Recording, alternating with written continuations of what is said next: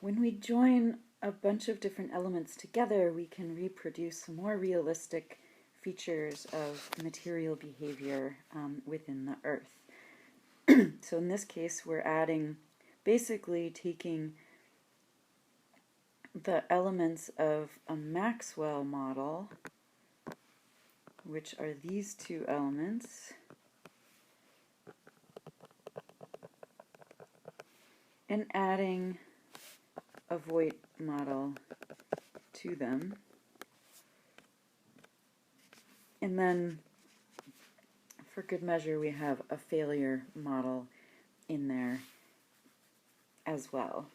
And this allows us to look at combined behavior. So in this case, the strains will add all the way along here. But this, because it's a Voigt model, the strains on the two have to be equal. So if we elongate this, we're elongating both of these elements at the same time. Strains will add. The stress ends up being the same in each component. So the stress on this component, the stress on this double component, the stress on this component, and the stress on this component are each the same. So I'm going to erase a lot of this so that we can talk about what this means for the material behavior. This is our instant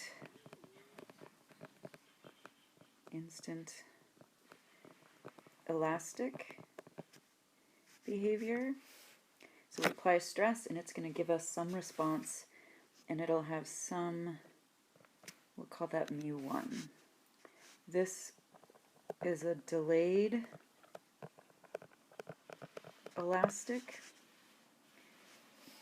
So remember, that looks like this, where we apply, if we apply a stress,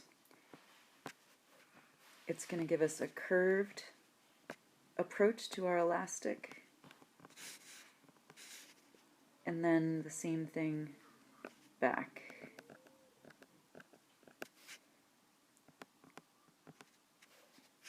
So a delayed amount of elasticity for epsilon through time.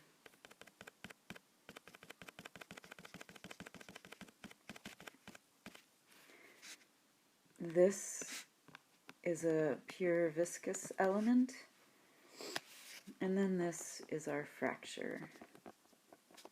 So if we give this mu2, eta 2, and eta 1, so we can, when we want to mess around, if we take this as a total, but if we, for example, set mu1 equal to 0, that means that it's not going to do anything. It's basically acting like a stiff bar.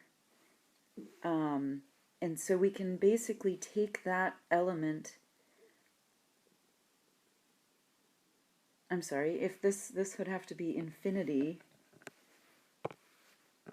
for this to be a stiff, act like a stiff bar.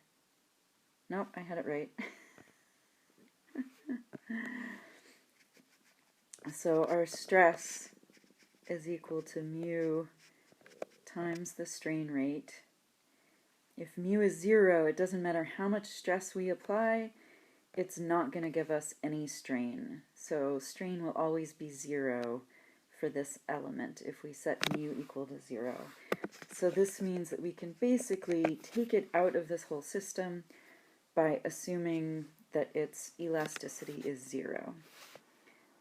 We could do the same thing for mu2 and turn this one into a stiff bar as well if we wanted to just have the viscous part of this element in. With the viscosity, if we want to basically take the viscosity out of the system and have it act like a stiff bar and just respond with infinite stiffness, then we actually do need to set the viscosity equal to infinity. And so then it will act like a stiff bar and will just not respond and translate any stress will not go anywhere. A viscosity of 0 means that it's infinitely deformable. So you can basically set these as real numbers, or you can send them off to 0 or infinity in order to isolate different elements. And isolating these different elements and playing around with the magnitudes is something that you will do in the computing assignment. But in order to decide which of these elements is going to be most important in a particular situation, we do want to look at the ratios of these different elements. So, for example, this delayed elasticity will have some time scale that's that viscosity over the mu that is our Maxwell time scale. So in looking at how this whole system behaves, understanding the Maxwell time scale and how it affects the response. You also have a different time scale in this system that would be the eta 1 over mu 1. Oops, that's eta 2 over mu 2. So you can have multiple time scales depending on the different values that are in there. But generally, if you're going at a fast time scale, you're going to have more elastic type behavior happening, and a slow time scale will be more viscous. That's generally true almost no matter what you put in there. And eventually, the fracture is not necessarily time scale dependent, it's much more stress level dependent. Okay, so the other thing that we care about often is the stress level and the style of stress. Because the material behavior might be different. If we're at a pretty low stress level, there will be a limit that the elasticity can handle. So even if, let me just erase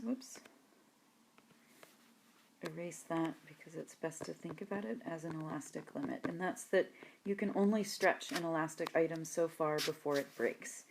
For a crystalline material, if you've got your nice bonds between the different atoms in your crystalline structure, you can only stretch these bonds so far before they break. So there is a limit to how much you can stretch something elastically.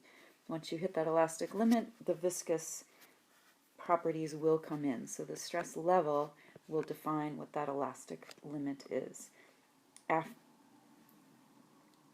And then over the long time scale, there is also a stress level limit that will come out in your fracture. The viscous deformation happens when you're above the elastic limit, but below the fracture limit. So you have your elastic limit and the fracture toughness. And in between these two stress levels, so this is at some low stress level, some higher stress level, you have mostly viscous behavior here because you've pushed beyond what the elastic can handle. So then another thing we care about is temperature or pressure that the material is under. Generally, the elastic kind of behavior is weakly, but not negligibly dependent on temperature. So seismic waves do travel slightly differently at high versus low temperatures. They also travel slightly differently at high versus low pressures, but it's a relatively weak dependent. Viscous behavior, which might also affect the delayed part of the elastic behavior, can be strongly associated with temperature. The pressure is still often a weak dependence, but viscous behavior is strongly dependent on temperature, and this is your molasses or honey that flows really easily when it's heated up and flows much more slowly when it's slowed down. Fracturing is not necessarily as much temperature dependent, but it actually can be strongly dependent on pressure. So high pressure can minimize actual fracturing, or it can affect fracturing. If it's under a high compressive stress versus a high tensile stress, that'll affect its fracturing behavior.